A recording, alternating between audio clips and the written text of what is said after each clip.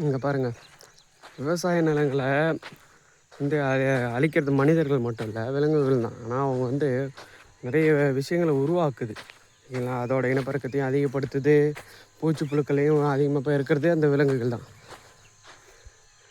இப்படி இருக்கும்போது நம்ம நாட்டில் வந்து பறவைகள் எல்லாமே அழிஞ்சு போயிடுது. அது அதிக எண்ணிக்கையில் இருந்தாலும் ப்ராப்ளம் தான், கம்மியாக இருந்தாலும் ப்ராப்ளம் தான் சரிங்களா. இதுலேருந்து என்ன தெரியுதுன்னா, மனிதர்கள் வாழ்னாலும் சரி, விலங்குகள் வாழ்னாலும் சரி, விவசாயிகள் வாழணும் தான் அர்த்தம். விவசாயிகள்னால் உலகத்தில் எதுவுமே இருக்காதுன்னு தான் சொல்லணும் ஓகேங்களா. அப்படி இருக்கும்போது இவனுங்க விவசாயிகள் செத்தா ஒரு பொருட்டாக கூட எடுத்துக்கிறது இல்லைங்க. குட்கா கஞ்சான்னு வச்சு செத்தவனுங்களுக்கு கவர்மெண்ட் வேலை தரானுங்க.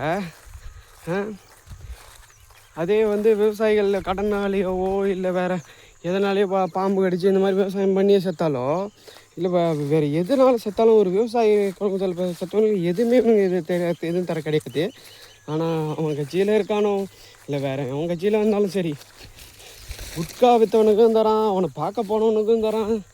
ஒருத்தரை பார்க்க போய் செத்ததுக்கெல்லாம் யாராவது அரசாங்க வேலை தருவாங்களாங்க? அதுவும் ஒரு ஆக்டரை பார்க்க போகணுங்களுக்கு. இதெல்லாம் கேட்டால் தற்குறின்றானுங்க. இவன் எல்லாம் கேட்கவே தகுதி இல்லைன்றானுங்க. அப்போ நாங்கள் கேட்காம யாரா கேட்பாங்க? என் குடும்பத்தில் எல்லாருமே யூபிஎஸ்சிலேருந்து டிஎன்பிஎஸ்சிலேருந்து குரூப் 2 குரூப் 1 எல்லா எக்ஸாமுமே எழுதியிருக்கோண்டா. இப்போ வரைக்கும் விவசாயம் பார்த்துட்ருக்கோண்டா. நீங்கள் என்னடா பண்ணுறீங்க நாட்டை காப்பாற்றுறதுக்காக? விவசாயம் பண்ணுறவன் எவனா டேக்ஸ் கட்டுறானா அப்படின்னு கேட்கலாம். எங்களை விட அதிகமாக இங்கே யாவனும் இஎம்ஐயும் கட்ட மாட்டான், டேக்ஸும் கட்ட மாட்டான்டா. மாதம் மாதம் கார்ப்பரேட் கம்பெனிக்கு போய் சம்பாரித்து இது பண்ணுறவனுங்களுக்கு தான் தெரியும் அந்த கஷ்டம்னு சொல்லுவானுங்க. உங்களை யாரா போக சொன்னால்? இருக்கிற நிலத்தெல்லாம் குத்தகைக்கு வாடகைக்கெல்லாம் விற்றுட்டு போய் கவர்மெண்ட் வேலையில் சேர்ந்துறதுக்கு லஞ்சம் கொடுத்துக்கிட்டோம். இந்த லஞ்சத்தெல்லாம் பரப்பதே நீங்கள் தானடா. அப்புறம் எப்பட்றா? வெள்ளாமை இருக்குதுன்னு விளைக்கவும் கூடாது, அதிகமாக வெள்ளாமையே இல்லைன்னு படுத்துக்கவும் கூடாது. எப்போவுமே வந்து ஒரு ஸ்டாண்டர்டாகவே இருந்தால் மட்டும்தான் வெள்ளாமையும் வரும், மனுஷனும் நிலையாக இருப்பான். இருக்கணும்னு போட்டு கொட்டி கொட்டி கொடுத்துட்றீங்க.